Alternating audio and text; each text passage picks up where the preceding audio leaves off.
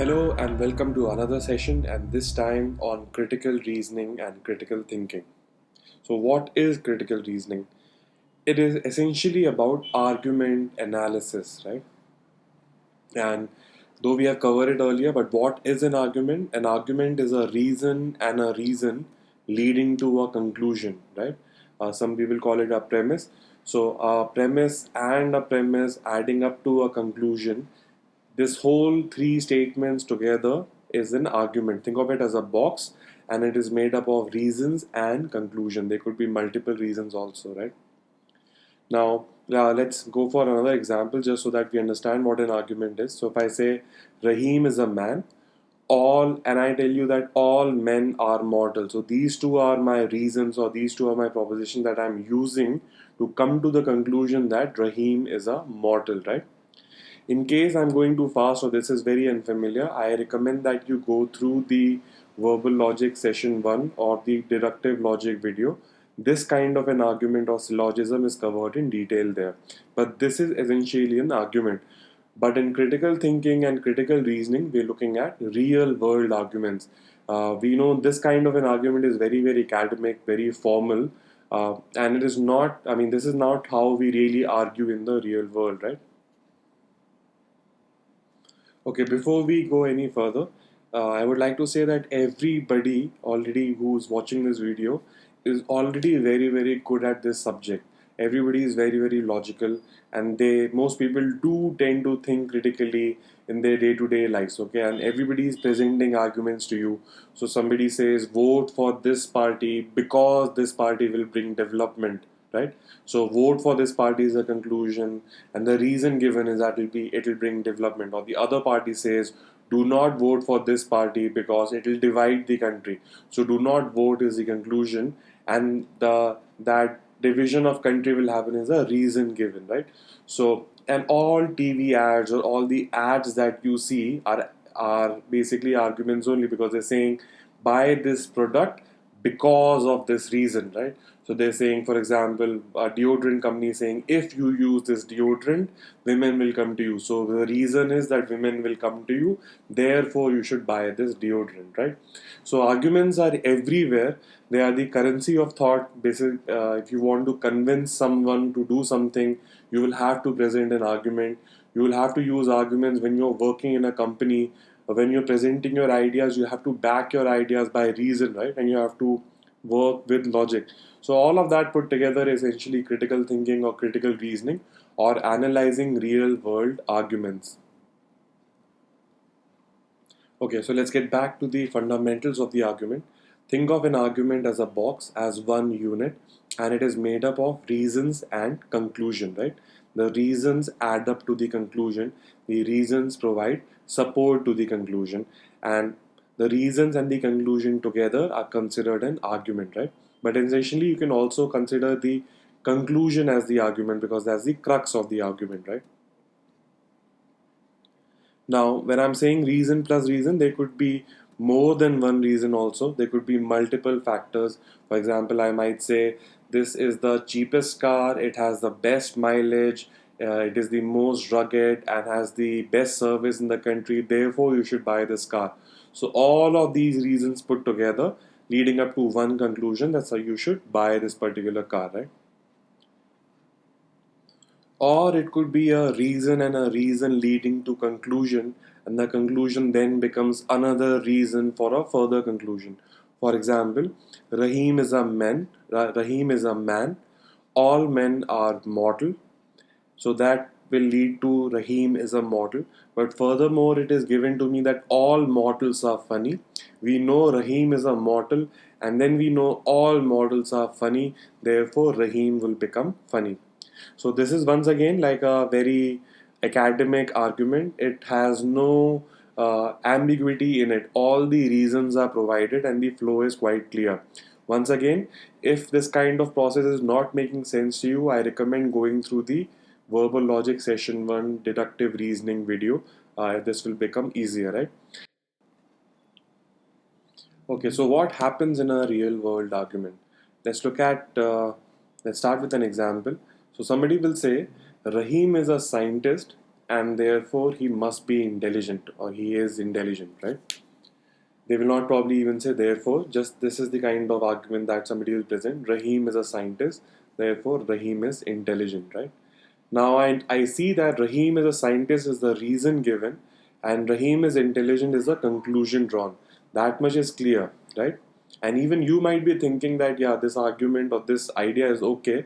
Rahim is a scientist, and Rahim is intelligent is okay. You have to question yourself that why is this argument seeming okay to you, right? Because from scientist to intelligent, how are we going there? We go back to the previous example. Rahim was a man. All men are mortal. Therefore, Rahim was a mortal. So, from man to mortal, I had a connection. Rahim was a man. Rahim was connected to being a man. Man was connected to mortal, and therefore, Rahim was connected to mortal. Here, Rahim is connected to scientist, and directly I am jumping to Rahim is intelligent. So, there must be a link between scientist and intelligent, which is a reason not stated because it might be such common information that everybody knows it, or the argument might be becoming too long, or he might not remember, or he might be trying to manipulate the argument because if I present that data, somebody might be able to question it more easily. So I drop a few things, but we're not interested in that. Just that in real world arguments, not all the reasons are stated, but they're still part of the process, right? So they are adding to the logic. It is just that they are not stated in the argument. So an unstated reason is known as an assumption.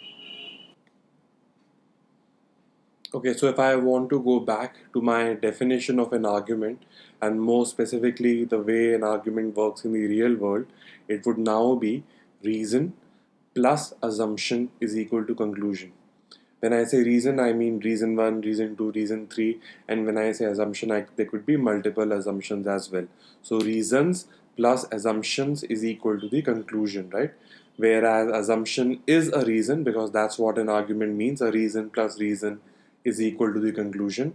But assumption is an invisible reason, right? It is an unstated reason. So we need to remember that an assumption is a reason. It is part of the logic process from getting from one point to the other, but it is just that it is not stated, it is not explicitly mentioned. But it is important for the argument process of the speaker or the writer, just that the speaker or the writer has not mentioned this particular reason, right? Going back to our example of Rahim being a scientist and him being intelligent, can we articulate, let's say, if we say this is a good argument or this is logical, why is it logical, or how can we make this argument more logical, right? Or improve its validity. We cannot come to a certainty because then there is that missing link is there. But let's say if we were to improve it, how would we improve it? All I have to do is connect the science to the intelligence, right?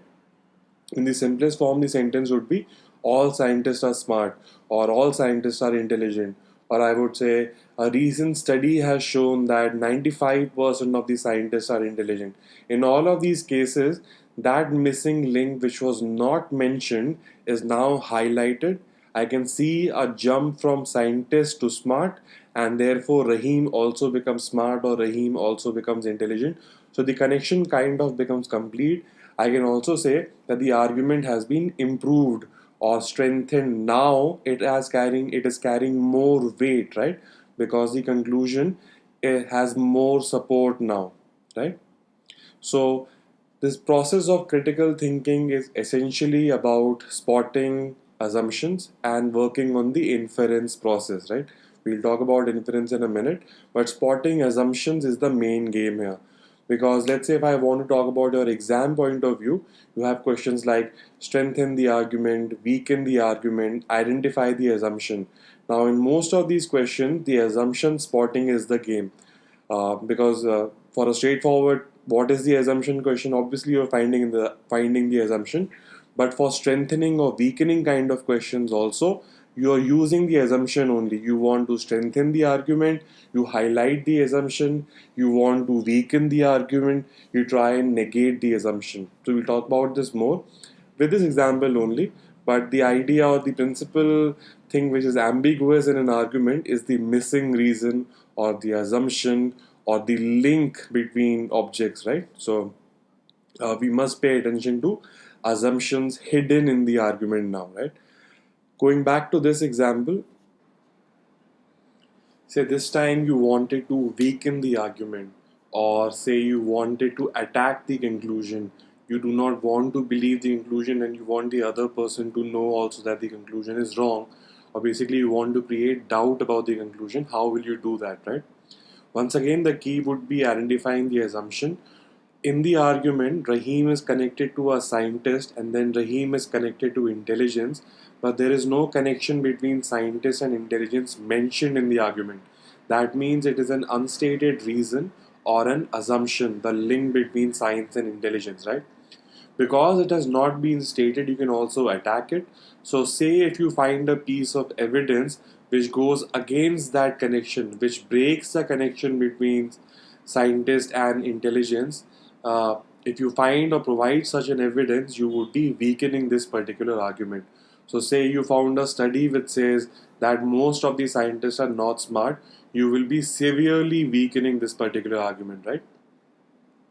So if you look at the last two examples or ideas that we have processed, are that if I want to strengthen the argument or weaken the argument, I am still looking at the assumption only, right? I'm finding the assumption and highlighting it if I want to strengthen the argument, and I'm finding the assumption and putting something contrary to it if I want to weaken the argument, right? So assumption spotting is the name of the game. Okay, I hope we got the basic idea of what an argument is, the basic structure of reason plus reason is equal to a conclusion, and more in the real world as reason plus assumption, which is an unstated reason, is equal to the conclusion, right? So, this is the basic idea involved. This is the skill required to break down arguments and analyze them, spotting the assumption, finding the missing link, reading between the lines, so as to say, right? So, but our real world arguments will not be as simple as Rahim is a scientist and therefore he must be intelligent. They'll be slightly longer, bigger, more real world language. So, let's look at a few examples and after that, we'll move to the questions. In the examples, our only purpose is to divide the argument into a conclusion and reason. And once you have seen that, we'll go into questions of strengthening the argument and weakening the argument. So, stay with us, right?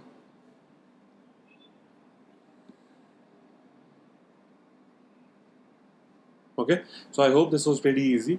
No one was present when life first appeared on Earth is the reason given for the conclusion that any statement about life's origin should be considered theory, not fact.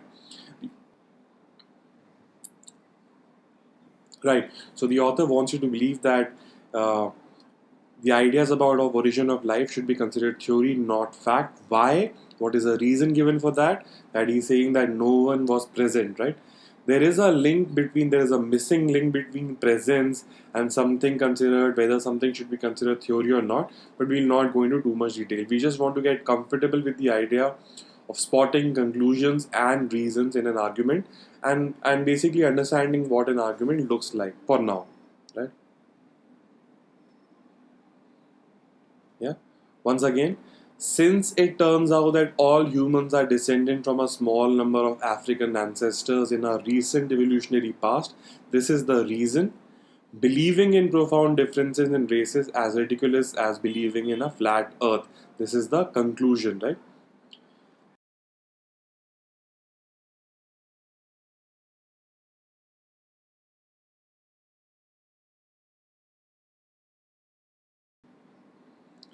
Once again, the first part of the paragraph is a reason, and for this reason, the jury is one of the most important protections of the democracy, is the conclusion of the argument, right?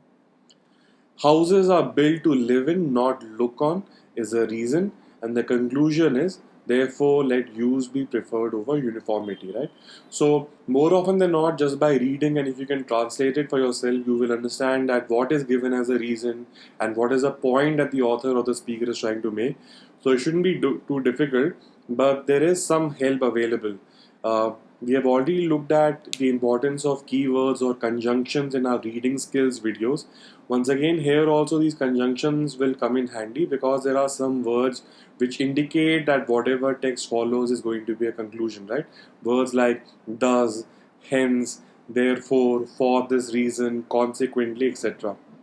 So whenever you see such a word, whatever follows after that is definitely going to be the conclusion, and whatever else is there will be part of the explanation or the reason, right? Similarly, there are reason indicators, words like since, because, as, for, right? So again, if you find these words before a sentence, it should be pretty easy to guess that whatever follows is the reason part of the argument, the support part of the argument. You should go back and look at the examples that we just did. You will see words like since and therefore as part of the argument process.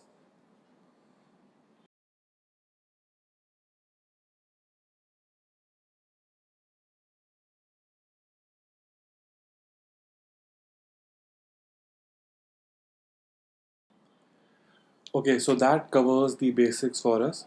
Now let us try some actual questions from exams like CAT and GMAT, etc. So these questions will appear on the screen. Take your time, try and thoroughly understand the argument given before going to the options or before evaluating the options. Try and find the conclusion, try and see what are the reasons provided, see if there is a missing link between the reasons and the conclusion, or try and find the assumption, right?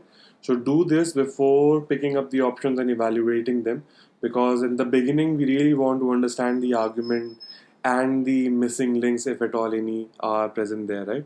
And after that, we'll discuss it together. So take your time, try the question, and then come to the analysis, right? Okay, so one of the skills that you will require to do these questions well is called paraphrasing, or basically taking a long sentence and simplifying it for yourself, right? So the summary or the paraphrasing for this argument would be that businesses must be profitable. There is another sentence in the beginning about how during the past 20 years computer scientists focus increasingly on starting and running successful businesses. But our argument starts afterwards. Businesses must be profitable, right? And therefore, computer scientists must focus on developing products that generate profit. So I will paraphrase this as business must be profitable and scientists must develop profit generating products. Businesses must be profitable is a reason. From this reason, I can conclude that the product must be profit generating. So, this far is logical, there is a connection, right? Business has to generate profit, computer scientists are running a business, so they must generate profit. That means the product that they are making must also generate profit. So, their all connections are valid, and I mean, there's no missing link so far. But after that, he says, consequently, and this is our conclusion, consequently is our keyword for indicating the conclusion. Computer science has lost its creative aspect, right? So they should make products which generate profit. But from there, how did I get to the lack of creativity, right? So I hope we're able to see that there is a gap, right, from from creating profit generating products to having no creativity. How did I make that connection, or how did the author make that connection, right? So he must be assuming that whatever is profitable cannot be creative, because if I put it there, then the argument makes sense. Something profitable cannot be creative. Scientists need to make something profitable. Therefore, they will not be able to make something which is creative, right? So this is our assumption for the argument. Once I have spotted the assumption now, or if I have evaluated the argument, now try and go back to the options and see if this is mentioned or this is there in any other form, paraphrased or mentioned in any other language, right? Because the same idea can be expressed in different words. But this is how I would look at questions in the beginning, at least, right? I want to understand the concept here. Okay, so this was a assumption spotting question. But let's say if the question was about weakening the argument or strengthening the argument, once again, my key would be the assumption only, right? For example, if the question was weaken the argument, if I now attack the assumption and I say something that is profitable can't be creative is wrong, right? That means something that is profitable can be creative. If I put it there, now will computer science has no creativity, will it make sense? No, it would not, right? Because you would say you have to make profit generating products, but then something which is profitable can be creative. Therefore, computer science has no creativity is not making sense anymore. Computer science should, I mean, the create possibility of creativity should exist now in computer science, right? So if I attack the assumption or if I negate the assumption, the argument gets weak or it starts basically jiggling or falling down, right? Because the reason or the assumption is necessary for the support of the conclusion. So once you attack the assumption, the conclusion should fall down, which then can be used as a tool to evaluate assumptions also. If you're going through the options, maybe look at the option, understand that any option that you're looking at is an assumption, that means it is part of the reason. So negate it and see if the conclusion is falling down or getting invalidated, right? Because if that is not happening, it is not a valid assumption.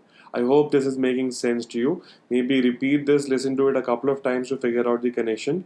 Because the assumption is a reason, a necessary reason for you or for the writer to come to the conclusion. If you negate the assumption, the conclusion should also get negated, right? So if you negate the options and nothing happens to the conclusion, that means your option is not really valid. If you negate the option and a conclusion also falls down, that means this is a valid assumption, right? I hope I'm making sense, but don't worry, this idea will be repeated many times, or go through the basic equation of the argument. You will see it is reason plus assumption is equal to conclusion. So once you attack the assumption, you remove the assumption from the equation, the conclusion should also become invalid. Conversely, if you were to strengthen the argument, you would highlight the assumption, you will try and make it obvious that the missing link is covered for. So, for example, you would say, studies say that making a product which is both profitable and creative is very difficult.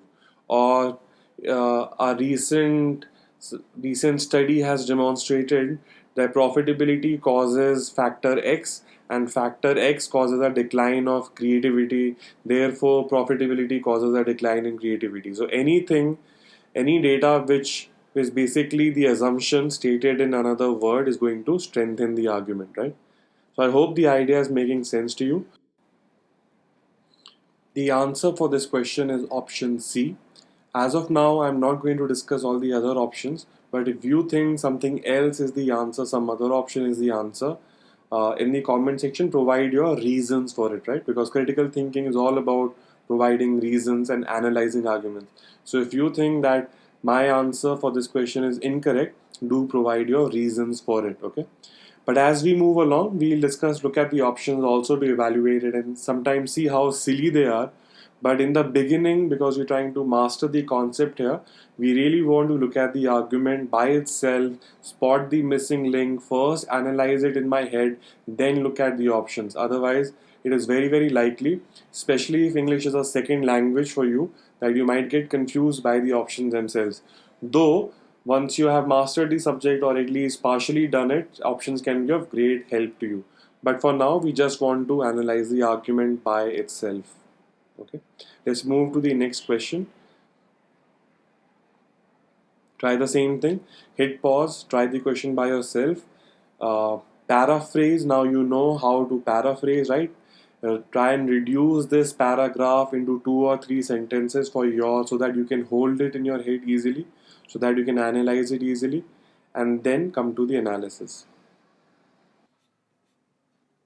Okay, so I hope you took your time and went through the argument, identified the reasons and identified the conclusion, and tried looking for the assumption.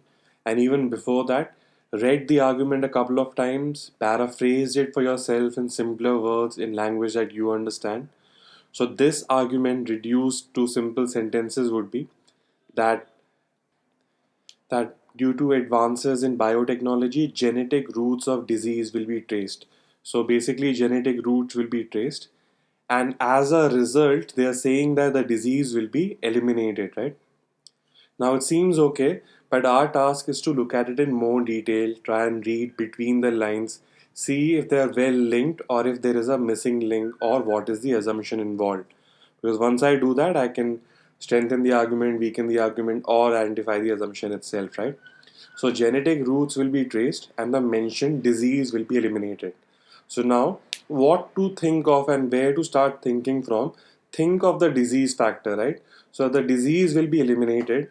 Think of in your head, you know enough about the world, what causes a disease, right? So one of the factors is mentioned here, genetic roots, but then you have also seen that maybe the environment can also cause a disease. For example, a virus, a mosquito, dengue, malaria, or radiation or something like that, right? So environment can also cause a disease. So for other disease there could be multiple factors which are causing a disease, right? It could be completely psychological, for example. So anyway, in the argument, the genetic factor will be traced, and let's say it will help eliminate the disease, but only partially, right? Because only the genetic factor is under control. But what about the environment? The environment still might cause the disease, right? So that means to make the argument, the writer or the author is assuming that there is no other factor for these diseases at least, right? So that's part of the assumption that no other factors are there.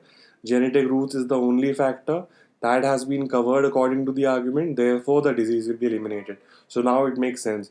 But if I throw in an environment factor, for example, somebody comes and tells you that no, these diseases are also caused by the environment, like let's say by a very hectic lifestyle or something like that, right? So then this capturing or controlling the genetic roots will not be sufficient to eliminate the disease. I hope you're getting the idea. Once again, the question was about identifying the assumption, but had it been about strengthening or weakening the argument, the same method would have worked. Were you to weaken it, you would present another factor beyond genetic roots which can work on diseases. And if you were to strengthen it, you would point to the fact that there are no other factors for such diseases, right? So, once again, identifying the missing link, something that was connecting the finding of genetic roots to the elimination of disease, right? The connection between them, the assumption, the unstated reason, right? That's the key thing in the evaluation of arguments. So the answer for this question would be option B. Okay, so let's try one more question. And this time, the question is about identifying the flaw in the argument, right? That means you are supposed to find the weakness in the argument. That means you're supposed to stand on the other side and try and attack the argument. And once again, it would be about trying to find the missing link or the gap factor or the assumption involved, right? So let's try this question, paraphrase it for yourself, simplify it for yourself, and then come to the analysis. Okay. Okay. So this argument, I hope you went through it. You identified the conclusion as well as the reasons given for it, and you were able to simplify the sentences for yourself so that we can talk about them, right? So the conclusion is that the belief that teenagers eat more ice cream than adults is false. That means teenagers don't eat the most ice cream is the conclusion. And what is the reason given for it? Is that middle age segment purchases the most.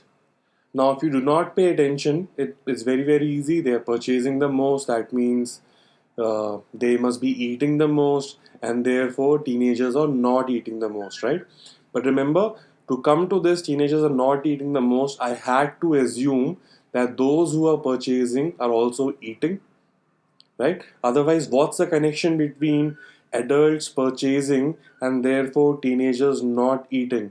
Because maybe the adults are buying it for teenagers themselves, right? I hope you're getting the idea. From middle age segment purchase the most, I'm assuming that purchasing is equal to eating. That would mean that middle age consumes the most. That would mean teenagers do not consume the most, and that means a popular belief that teenagers consume the most is false. So I'm going step by step here. Hope you get the idea, right? So purchasing was mentioned, and eating was mentioned. What was the link between purchasing and eating? What was the writer or the author assuming? He was equating purchasing to eating, and therefore he could make this conclusion. But how do we know that purchasing is equal to eating? Since we do not know that, we can present this as a flaw in the argument, right? Because maybe for these 40 to 50-year-olds are parents and they're buying ice cream for their children and they're not eating at all. So how did he come to the conclusion that teenagers do not eat the most, right? So I hope you see the point here. Once again, identifying the flaw was about identifying the assumption, because then you can attack it or support it according to your needs, right? If I attack it, the conclusion becomes weakened. Let's try one more question. Once again, pause the video, try it for yourself, try and identify the conclusion, use the keywords. There is a therefore that I can see here, so you know where the conclusion is. Find out what the reasons are and try and simplify it for yourself. Do not hurriedly go through the question. So before, and if you do not understand the argument, trying to evaluate is going to be very, very difficult. So do translate well for yourself, right? Okay, so this is what it says, that there is a disease, there is a drug that can be made from a plant which is rare in the wild. So there is a plant for making a medicine and is rare in the wild, right? And it also says that it takes a lot of quantity to produce some quantity of the medicine. 5 kgs to produce 1 kg, which means that lot of that plant will be required to make some medicine, right? And therefore the plant will go extinct, right? Again, it seems reasonable because so much quantity is being consumed, the plant will obviously be will all the plants will be cut and therefore the plant will go extinct. But again, we're not looking carefully at the problem or the conclusion, right? How do tree populations work, right? When I'm saying trees will go extinct, that means all trees will vanish. Now this the the presence of trees depends on the growth of trees and the death of trees, right? The birth and death factor controls the population, or in the case of trees, let's say planting and cutting. So here, if I look at the argument, there is the part of cutting is covered. So they're saying because a lot of quantity is required to make 1 kg, a lot of cutting will be there, and therefore the tree will go extinct. That means they are also assuming that there will be no planting, no extra growth. What if I make acres and acres of farms on my property, right? So even if I want to have a lot of quantity, in fact the plant population has grown very, very high because I want to grow it. So when I'm going from that is rare in the wild and a lot of quantity is required to it will, that means a lot of cutting will be required. Cutting will mean the population will go down, therefore it will go extinct. I'm assuming that there will not be any growth, right? So that's the missing link. Because if I assume that no people will be planting right now, it's only grows in the wild, but we know medicine is required, so everybody will plant it everywhere. In that case, why will the population go extinct? That means the writer at least is assuming that the growth will not change. Whether he's right, whether he has a reason for it, whether we're not interested in that. As of now, we're just finding what all links are there, right? So he's assuming the growth will not change. If I want to attack it, I will say growth will change, people will plant more trees. So the argument, the conclusion will become shaky, yeah, or it will become weakened. If I wanted to strengthen the argument, I would do the opposite. I would say, yeah, there will not be any more growth. In fact, there'll be even further cutting because of some other factor to heighten the conclusion that the tree will go extinct, right? I hope this is making sense to you. Okay, so hope all of that is working for you. You know how an argument works, and how to analyze it, and how to strengthen or weaken it, and how to spot the assumption, etc. In the next session, we look at some CAT questions, some GMAT questions. If you have any specific questions about critical thinking, in terms of you have a question that you want me to solve, you can put that in the comment section and I'll try and put it in the video. So that's it. See you soon. Happy preparing. Shabba khair. Good night. Thank you.